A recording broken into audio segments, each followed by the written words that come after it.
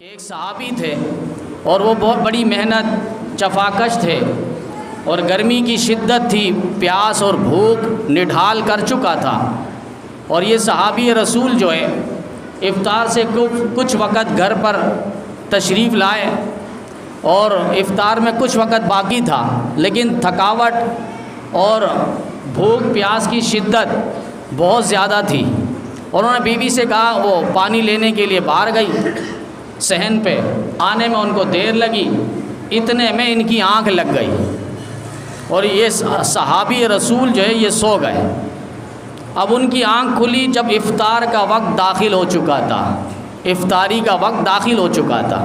اور ابتدائی اسلام میں یہ تھا کہ اگر آپ کی آنکھ لگ جائے اور افطاری کا وقت داخل ہو جائے تو آپ کا ایک نئے سرے سے روزہ شروع ہو جائے گا، اگلے دن پھر افطار تک آپ نے روزہ رکھنا ہوگا، بھوک پیاس برداشت کرنی ہوگی۔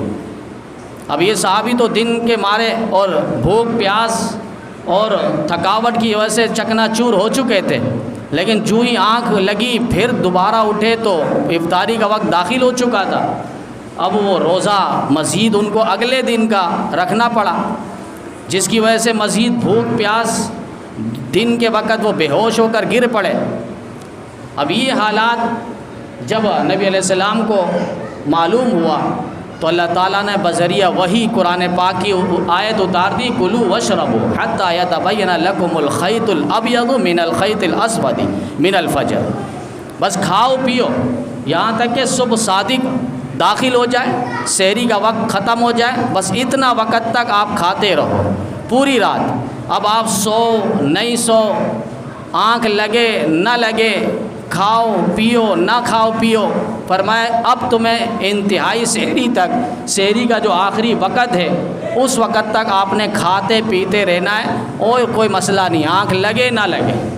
اب آپ دیکھیں جماعت صحابہ میں ایک فرد صحابی کی وجہ سے اللہ تعالیٰ نے ابتدائی اسلام میں قانون اسلام اور آئین اسلام کو چینج کر دیا۔ یہ کتنے پیارے لوگ تھے۔ آج لوگ کہتے ہیں، محاورہ ہے کہ جو سوتا ہے وہ کھوتا ہے، لیکن صحابہ کے لیے جو سوئے تو وہ پائے۔ سونا ان کا پانے کے لیے تھا، پانا، اور ہم آپ سو جائے تو وہ کھو جائے۔ یہ سو رہے ہیں تو امت پر اللہ تعالیٰ آسانیاں پیدا کر رہے ہیں، یہ سو رہے ہیں تو اللہ تعالیٰ امت سے پریشانیوں کو دور فرما رہے ہیں، تو پھر ان کی عبادت کس قدر عبادت ہوگی، ان کی ریاضت کس قدر ریاضت ہوگی۔